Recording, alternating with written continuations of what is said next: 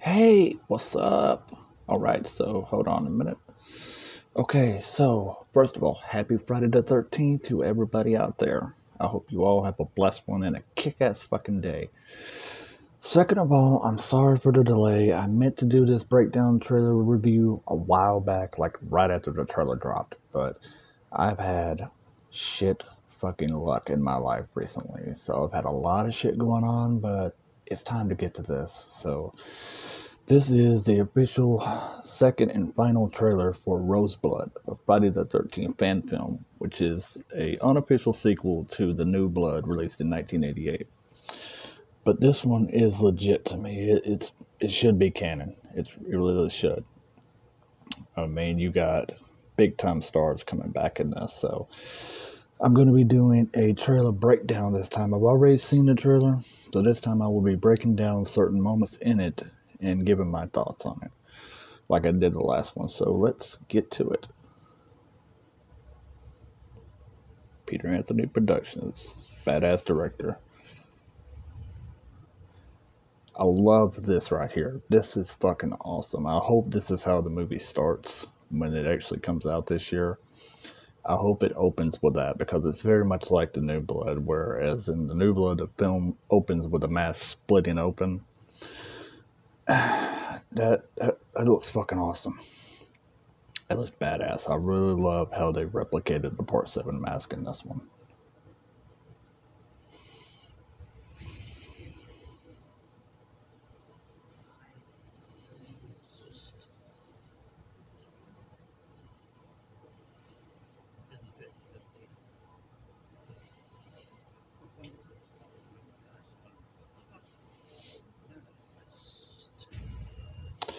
Okay, let me stop right there. So let me back it up a bit. Let me back it up a bit because the scene right here we're about to be showing with Dr. Cruz, Bad News Cruz, and Tina.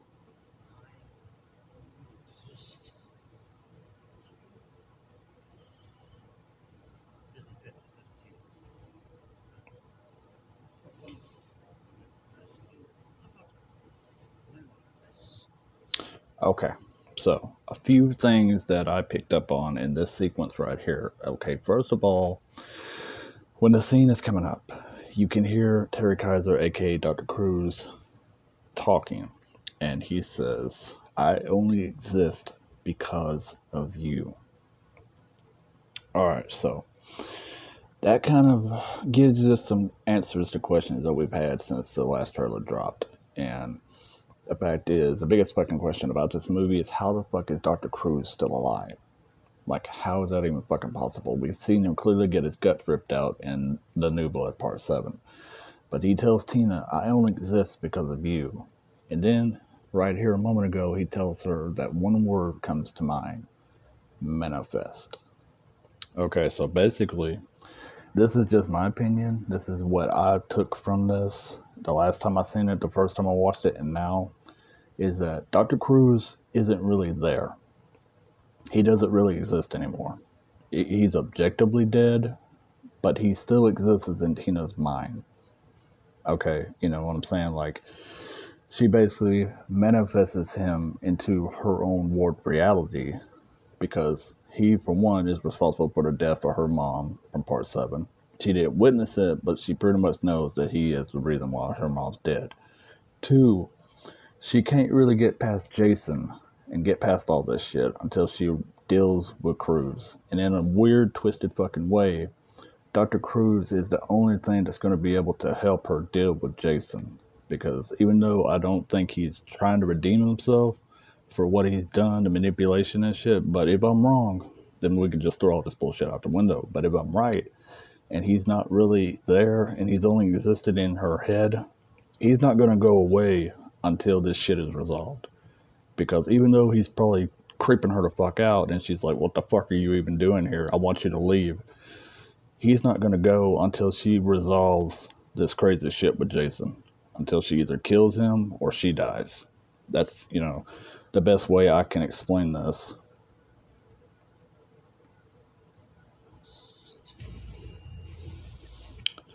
right here.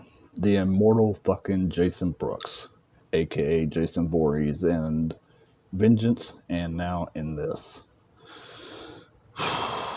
Jason Brooks is just a badass, man. I mean, the dude is awesome as shit, and he does a damn good job of portraying this version of Jason. Like, he portrayed the Part 6 version in Vengeance. In this, he's portraying Part 7. So I can only hope that in the future we get a Part 8 version with Jason Brooks portraying that as well. And maybe they could remake Part 8 and actually take some shots in New York this fucking time, not just on a damn boat. I actually still love Part 8, but I'm just saying, Peter, I'm just saying, if y'all decide to go down that route, Brooks is the man. Hire him to play Jason again for a Part 8 remake. And then look at the attention to detail in the suit right here. I mean, they replicated everything from Part 7. The fucking bone structure, everything. The suit, the mask, it all looks bad fucking ass. And it wouldn't look nearly as cool without Jason Brooks playing the part.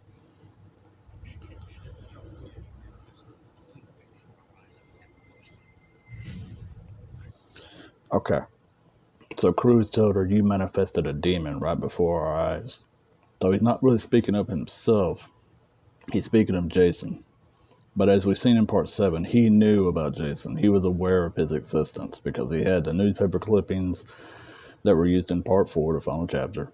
I don't know how the fuck Cruz got them, but like I said, there's only one or two ways I can make sense of this. And my theory is that Cruz is not really there. It's all in her head, because I don't know how you can explain him existing otherwise. I mean, there's always like I said, some kind of way you can explain how a character survived to almost certain death.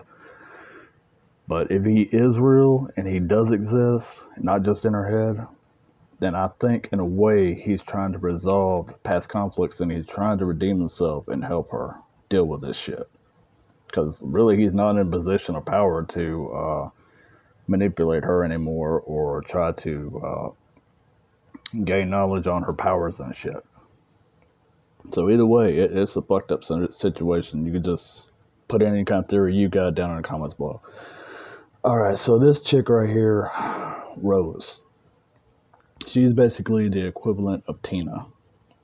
And from what we gather from this trailer is that she's stronger and she's more powerful than Tina. Her name is Rose. She's the new blood around here. Control gravity's 10 times the ocean. 10 times.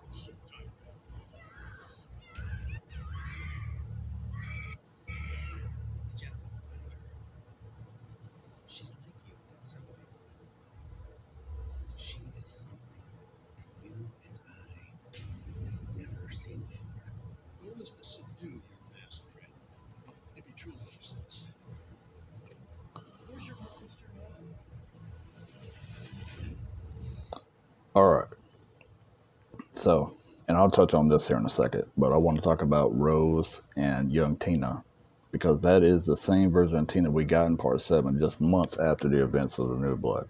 And the chick playing her seems very talented. It seems like she's really into the fucking role. So I'm excited to see what she brings to it and what the young actress playing Rose brings to her role too. They both seem like they got their A game on and they know what they're doing. They're ready to fucking shine.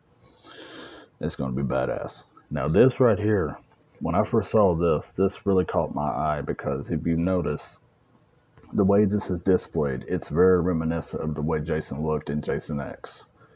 Because in Jason X, at the beginning of it, he's seen in cryogenic stasis. He's awaiting cryogenic stasis. And he's got shackles around his neck, just like that, and around his arms, and those are the hooks that are extending from Jason's suit in Part 10, Jason X. Not to mention that this place is called Crystal Lake Research Facility. Hello, Jason X. So it's either Jason X Easter egg or this was the early stages of the Crystal Lake Research Facility. And this is where it all started before Jason X. And they were planning on harnessing the evil Jason or trying to figure out some way to kill him. And then they ultimately failed because they tried everything they could think of before they resorted to cryogenic stasis. Still, that was pretty fucking awesome. I mean, you got the Part 7 mask. I still don't know how they put it back together yet. They'll probably explain that some way in this movie. But you got all the weapons right there from the New Blood. that's going to be utilized in this at least one time out of every weapon, I'm sure. Maybe multiple times. That would be even better. But I'm loving the display right here. That looks bad fucking ass. And it basically shows how they were going to shackle Jason down, just like he was in Jason X. Fixed it. How? No idea what you're dealing with. Force choke. This force is strong with this one. I'm sorry, I couldn't help it. That's awesome, though. I really like that. That's a cool shot right there. And look at the intensity in her eyes, man. This bitch is going to fuck people up in this one. How many times I told you? All me to they need you, especially to you. Girls are all girls. I don't play guy here, Julia. All right. Q right here showing what he can do on screen, and he's fucking nailing it. He's killing it as Duke. This dude does a damn good job at playing Duke. I mean, this is Duke the early years, but he's really channeling that inner swagger and that badass that was Duke, Creighton Duke, and Jason Goes to Hell. And I'm really interested to see what role he plays in this and how big of a part he has in ROSEBLOOD, because he's got the look, he's got the attitude, he's got the swagger. I'm really interested to see what he brings to the role of Creighton Duke. Neither do you. I miss your Tina. Hey, me too. I just wish you would go away. I'm telling you, every time I see Tina and Cruz on screen together, man, it just makes me want to go, fuck, what is going on? Why is he there? Why is he talking to her still? And that's my fucking niece's cat. And hopefully y'all don't hear it. But it's really got me excited for this shit. I really want to know what the fuck is going on with Tina and Cruz. And then you have Rose and young Tina right here. Talk to me.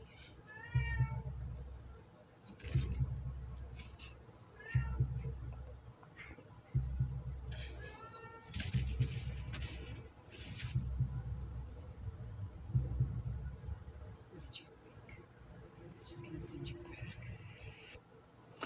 This shot right here is bad fucking ass. I mean, look at it. You have Jason Brooks as Jason Voorhees right here, looking imposing as fuck and looking awesome. And then Tina looks at him and goes, "Did you think I was just going to send you back to the lake?" You know, like, no, bitch, I'm about to kill you. I'm about to shut you down for good. Oh, man. This is just one shot right here. It's so fucking awesome looking. Using that power. Oh, fuck, there's Nick. Holy fucking shit, dude. Fuck, yes, they got Nick back. I was so fucking excited the first time that I saw this. The first time I watched the trailer, and I seen that they actually got Kevin Spiritus to return and reprise his role of Nick from Part 7. I was like, fuck, yes. I was so fucking happy. Because him and Tina were like the ultimate couple in the Friday the 13th franchise as far as I'm concerned. And he's so fucking hot. He's still fucking hot. Like, the dude's probably, what, his 40s? Maybe 50s? But he don't look it. Like, he still pretty much looks as fucking sexy and gorgeous as he did in Part 7. He's hot as fuck. That's fucking beefcake right there. Nick is bae. Okay? He's still fucking hot. His hair looks great. It just everything. Still rocking the denim jacket.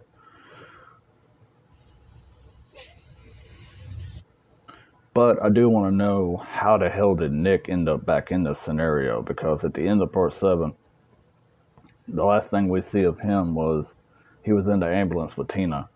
And she told him, you know, after he was freaking out, going, "Where's Jason?" She's like, "Don't worry about it. We took care of him." So I'm wondering if he just shows up at the end of the movie in the climax moments, or is he going to be a part of the whole thing? Either way, I want to see how big of a role Nick has in this, because he's sexy as fuck, and he's a hottie. So I'm really excited to see Nick back in a Friday the 13th movie. By far my favorite male character out of the whole entire franchise. But anyways, this was my overall thoughts on the trailer, the final trailer for ROSEBLOOD. I hope y'all enjoyed this. like I said, my main thing that I'm really geeking the fuck out to know more about is the relationship between Cruz and Tina. Because either one thing, he does exist, and he's somehow miraculously survived after getting fucking damn near massacred by Jason in Part 7. And he's still, once again, been, you know, in charge of Tina, and he is her doctor, so who else would be treating her besides him? And they're doing sessions again, but he's trying to figure out what's going on, the link between her and Jason, or she not only manifested Jason, but she manifested him into reality. And it's all in her fucking head as far as Cruz is concerned. So I'm really fucking wondering what's going on there. It has me like, what the fuck? And then also the display, but with the Jason gear and the weapons and the suit and the mask, and it looks just like it did in Jason X, where the military was planning on harnessing Jason and trying to figure out what the fuck to do with him before he went into cryogenic stasis.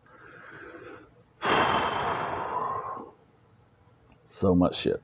So many fucking questions. It's just like the more answers you get, the more fucking questions you have. So I'm excited. I'm really hooked. I'm really excited to see ROSEBLOOD. So let me know what y'all think down below in the comments, and we'll talk about it. What was your favorite moment out of the trailer? My favorite moment was probably be the clip between Tina and Cruz at the beginning of it, and get to see Nick's sexy ass at the end of it. So anyways, it's been me, Savini Jason, and I will see y'all later. So like, share, and subscribe if you're feeling generous. And until next time, I'll see you later. Happy Friday 13th.